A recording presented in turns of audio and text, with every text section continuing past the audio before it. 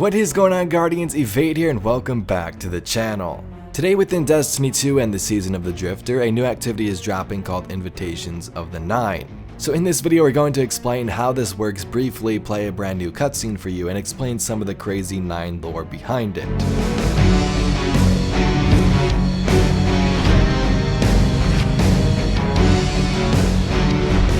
Alright Guardians, welcome back, hope you're having an amazing day, and let's jump right into the Destiny 2 goodness.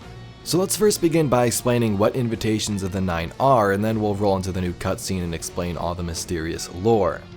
So Invitations of the Nine is a quest that can be completed each week for 9 weeks in total. This will grant you a new exotic upon completion, and also some new lore cards from a new book titled Ectasis.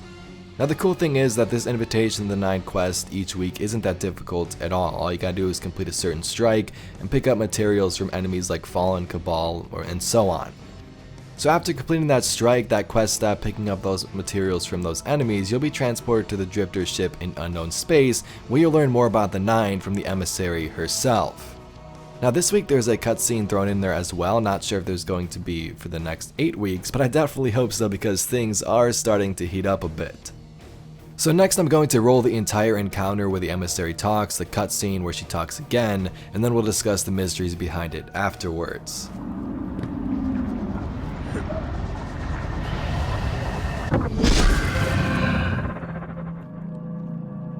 We stand at the precipice of history. What you do here changes the cosmic balance forever. You have made allies of dangerous beings, gods and god pretenders. How long before your company involves you in something you can't come back from?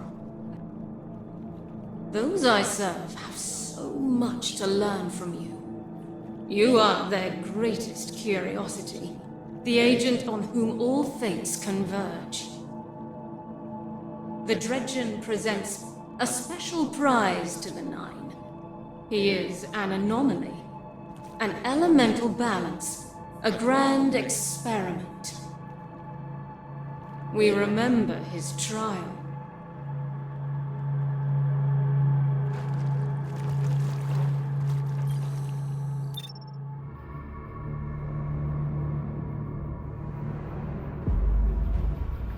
It's about time someone taught you respect, little man. Ha! Someone like you? I know you all keep tabs on me. Yeah, you've been straying. You don't even use his name no more. Well, that's why I'm still breathing, brother. Gambit is a chance at salvation. Take it.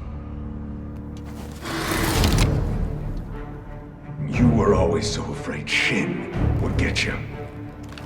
Sorry, old friend.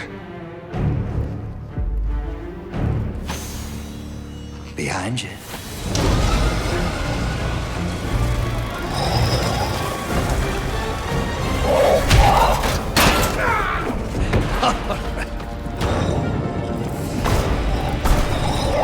Oh boy. Easy. Easy now.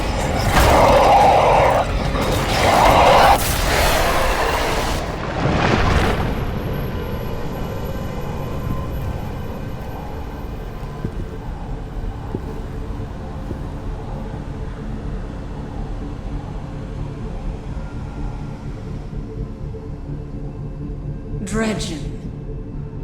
Nah, not anymore. It's Drifter now. You have proven yourself worthy. Accept this gift from the Nine. A gift? What gift?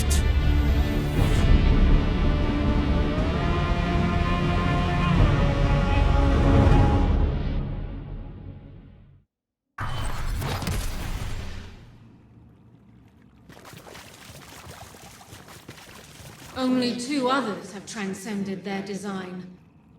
The first, an hourglass counting down with infinite patience. The second, a forgotten blade sharpened anew. And now, the Dredgen. Visit us again. We wish for you to understand what we understand. It is my purpose to speak to you and you alone, but only if you remain worthy.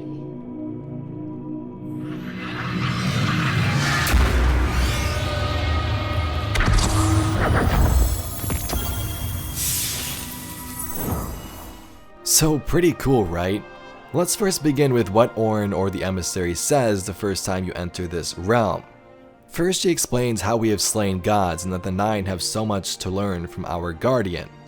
Now you might ask, why is that? Well, this is a great connection because in the Dust lore book, we learn that the reason the Nine are here is because they need to learn from intelligent life to survive. The Nine were born as this sort of space dust consciousness from the planets, and they realized, hey, we're very fragile, we need to find out how to survive and evolve from other life, and from there they clung straight onto humanity and eventually the Guardians with the Traveler. She then explains how the Drifter is special as he has good intentions with the Nine. His experiments, like Gambit, is in their interest for sure, and we can see this within the cutscene when they gift him something. So the first thing to note in this cutscene is that this is a flashback, as the prompt to start it suggested, and we can even see at this point that the Drifter's ship doesn't have that giant space icy ball in tow. So this is quite a time ago when the Drifter just had his ship and he was talking to a shadow while playing a game of cards. So this is a scene where we get those images from the press release. This is where it came from. They have the NPC images in there, like the Drifter, the Emissary, and someone also labeled as the Shadow, who is this character right here. Now people have suggested that this could be Shin because of the voice comparisons, but in my opinion it's probably just some random shadow playing a game of cards with the Drifter. I mean, he throws him over the edge, not sure if that shadow dies or if he just disappears, but I'll play some comparisons for the voice and let you decide. I gave you a chance. Gave all of you a chance. I told you not to follow him. It's about time someone taught you respect, little man. You've been straying. You don't even use his name no more. Spoken like a true disciple. If you have any last words, now is the time. You were always so afraid Shin would get you. Sorry, old friend. So the Shadow says the Drifter has been straying and he doesn't even use his name no more. Now this makes complete sense because we know in the past he was a part of the group of the Shadows and went by the name of Dredge and Hope. When Drifter tells the Shadow things are different now and that's the reason he is alive, this Shadow gets angry. From there, the Drifter summons the Primeval with one mote, which is pretty crazy, and before it takes him out, the Emissary swoops in, or I guess floats in, and gives the Drifter a gift. Now we can see that this gift turns out to be the giant Ascendant Plane planet where he stores these Taken, and I gotta say, back in Forsaken when we first saw the ship, I never thought that the Nine would have gifted him this. We always thought that this came from that icy planet he was once on with his other Shadows, and we always thought he was the one to bring it back himself. I mean, I guess this could still be from that icy planet, but we know now that the Nine actually gave it to him. After the cutscene, the Emissary tells us some very interesting information. Of course, this is all encrypted in Bungie's story writing mysteries, but we can try and pick out what we can.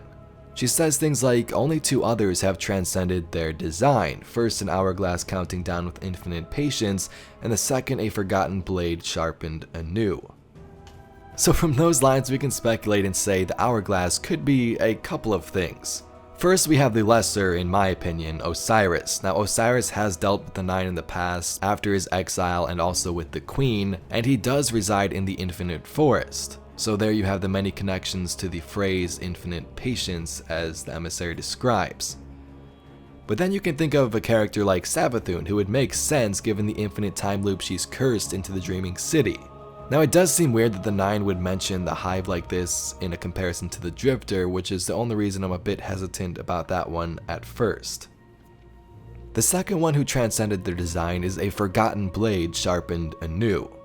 Now again, this could be many things, Xivu Arath, which is Savathun's sister who is alive and is a master of war, or it could also be Kyria Blade Transform, which is a whole Taken Vex Hydra under Savathun's control. The line does say a forgotten blade, which could of course be a metaphor, or it could be explaining and alluding to Kyria Blade Transform right in front of our eyes.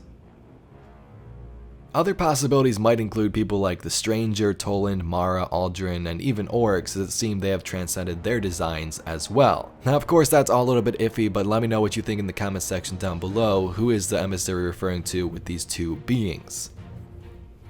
So next to the cutscene, we also get a new lore entry each week from completing these Invitations of the Nine. This book itself explains the journey of an Awoken who becomes the emissary of the Nine, and her name is Orin. Now Orin is the name she took after becoming the emissary, but in the card we first learn that her name was Nasya Sarwar and that she was 27 years old. This particular Awoken worked as a caretaker or trash collector aboard the Yang Liwei ship. Nasya would try to work as hard as she could in the hopes of impressing the people above her and maybe get a civilian cryopod or a promotion to take care of the ship's hydroponic facilities. But one day, the ship encountered light and dark and entered the distributary where the first Awoken were born. This of course was the same ship, the Yang Liwei, that Marasov and her brother Aldrin were on as well, and all of these people got transported here and became the first Awoken.